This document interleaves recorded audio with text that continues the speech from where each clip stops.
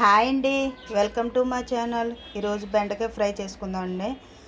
పావు కిలో బెండకాయలు తీసుకున్నానండి. శుభ్రంగా కడిగి చిన్న చిన్నగా ముక్కలుగా కోసి పెట్టుకున్నానండి.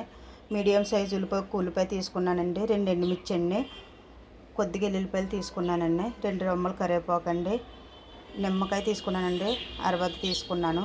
జీలకర్ర ఆవాలు అర స్పూన్ తీసుకున్నానండి. మినప్పప్పు శనగపప్పు స్పూను తీసుకున్నానండి. ఇప్పుడు స్టవ్ వెలిగించుకుందామండి.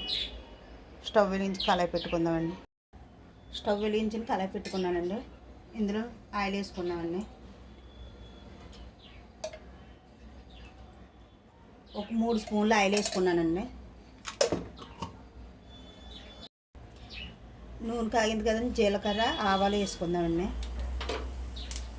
అలాగే శనగపప్పు మినపప్పు అండి.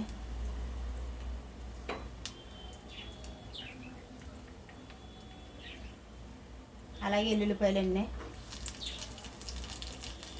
కరివేపాకు కూడా వేసుకుందామండి. ఎండుమిర్చి కూడా వేసుకున్నాం. ఒకసారి కలుపుకుందామండి.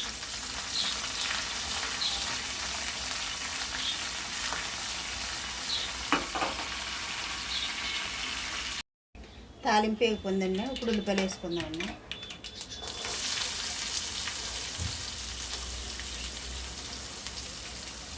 కలుపుకుందామండి.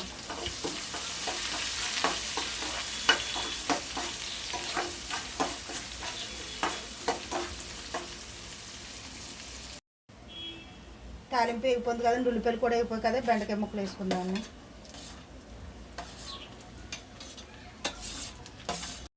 బెండకాయ ముక్కలు వేసుకున్నాం కదండి, అర స్పూన్ సాల్ట్ వేసుకుంటున్నానండి.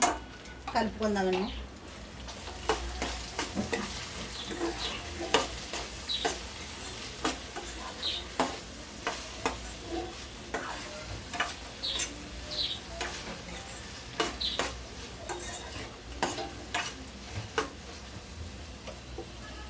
కలుపుకున్నాం కదండి, నిమ్మకాయ పిండుకుందామండి.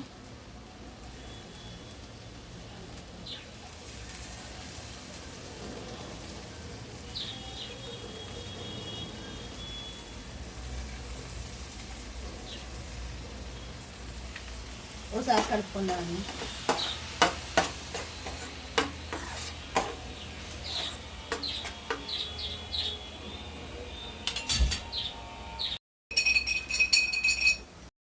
అర స్పూన్ పసుపు వేసుకుందామండి. కొద్దిగా కారం వేసుకుందామండి. చిట్టుకుడు కారం వేసుకుందామండి. కలుపుకుందామండి.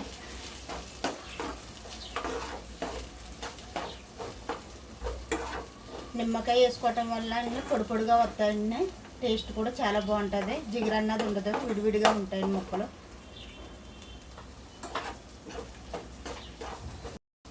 కొద్దిగా సాల్ట్ వేసుకుంటున్నానండి. సాల్ట్ అయితే సరిపోలేదండి, చూసుకుని వేసుకోండి. సాల్ట్ మళ్ళీ ఎక్కువైనా బాగోదు కదండి. కలుపుకుందామండి.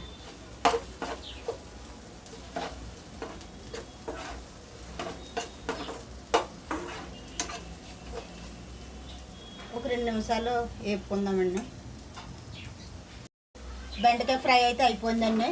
స్టవ్ ఆపేసుకుందామండి. ఇదిగోండి, విడివిడిగా వచ్చే చూడండి బెండకాయ ముక్కలు. ఫ్రై అయితే అయిపోయిందండి. స్టవ్ కట్టేసుకుంటున్నానండి. ఫ్రెండ్స్, మీకు కానీ ఈ వీడియో నచ్చినట్టయితే లైక్ చేయండి. ఇంకేమో మా ఛానల్ సబ్స్క్రైబ్ చేసుకోండి, కామెంట్ చేయండి, ఇంకా షేర్ చేయండి. బాయ్.